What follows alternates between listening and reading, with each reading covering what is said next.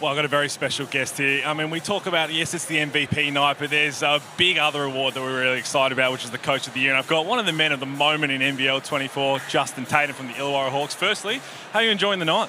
I'm enjoying it. It's nice. Very great venue. A lot of stars out here, great players. And we got Scottie Pippen, Horace Grandin, some of my childhood idols as a player. It's a great night so far. Has it sunk in yet, the magnitude to what you've accomplished since you've taken over? I know there's a little break before the playing games start. Has it hit you? Every once in a while it does. Like when I kind of like sit by myself and just watch the league or just see what my team has accomplished, and I pinch myself a little bit and said I was a part of it or I started that journey. So it happens. It started to pinch in.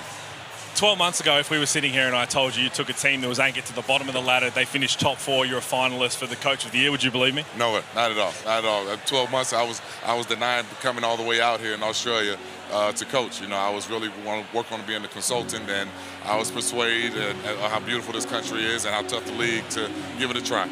We talked on the Huddle podcast a little bit about where you came from, all your coaching philosophies, all of that, and you told me that as the season went on, it was a bit harder to walk down the streets of Wollongong. So now you're a Coach of the Year finalist. If you do go on to win that, which a lot of people want to see that happen, is it going to be even harder to walk around the streets? It would be, but I mean that's the thing, that's the beauty of it. I mean, people love the success of what their organization, their team, and their coach has built for them, and so like that's what we do it for, because I love to engage with the fans and the family. So I'm ready for it. Your resume speaks for itself, and you had so much success back in the States, especially at the high school level. Now you've transferred that success to the professional level.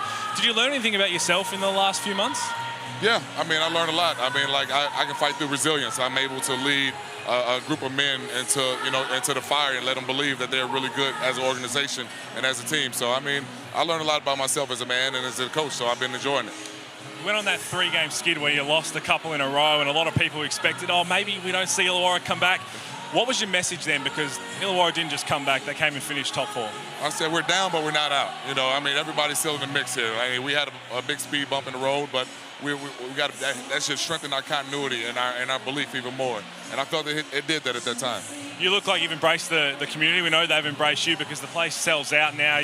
You managed to get to a semi-final series, that home game. We envisioned that to sell out. What has it been like with the Hawks fans? Man, it'd be unbelievable. I haven't been one in there since 2001, I believe. So, I mean, it'd be great to bring it back to the community of Illawarra. I mean, a small program, not a big-time city like Sydney and Melbourne and all these other guys. We come in and make some noise. You do always find time to watch your son play, and normally it's during the middle of the day, which is easy. Today was an all-star game. Did you watch Jason play a little bit? Yeah, I watched a little bit of it until it just got out of hand. As a coach, I'm a competitor, 100-some points at halftime. I had to turn it off and like, hey, how you do after that, son? I'll read stats. But I'm proud of him. 5th time, being an all-star in 7 years, man, that's an unbelievable accomplishment. I want to talk a bit about your coaching philosophy, right? Because we see it all written over the players' faces, the joy they have. They're out there having fun. Everybody on the bench is invested. What kind of challenge has that thrown to you, being able to be a head coach but also manage different personalities? It's the thing. It's just, I guess I get the belief of the guys. They got to trust me. They got to trust me to give them the right information. And so, and put them in the right position. And then they just got to come to work and enjoy it every day. So I just feel that them guys just gave me everything they had, and they trusted in our belief. And, we just made the best out of it. We can see this team really bonded since you took over. Anything in particular off the court that you decided to do? Was there any bonding exercises? I saw, were you on a yacht at one stage with the crew?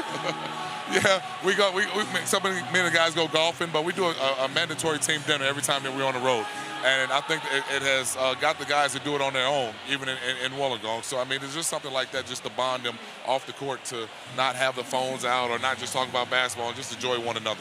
You've obviously seen some big venues in the States. Now you've been around the rest of the NBL. Besides the Wynn Entertainment Centre, what venue do you like to visit the most? I like Perth. Perth was nice. I'm glad I kept it quiet for most of the part, but it was a pretty great venue. And Tasmania, where we're going to see next week. I mean, they just don't stop making noise and being quiet. So, but I love the support that they give their team. Coach, we appreciate your time. Good luck in the finals. Good luck with the rest of the night as well. Thanks for having me, man. I enjoyed it. Appreciate it.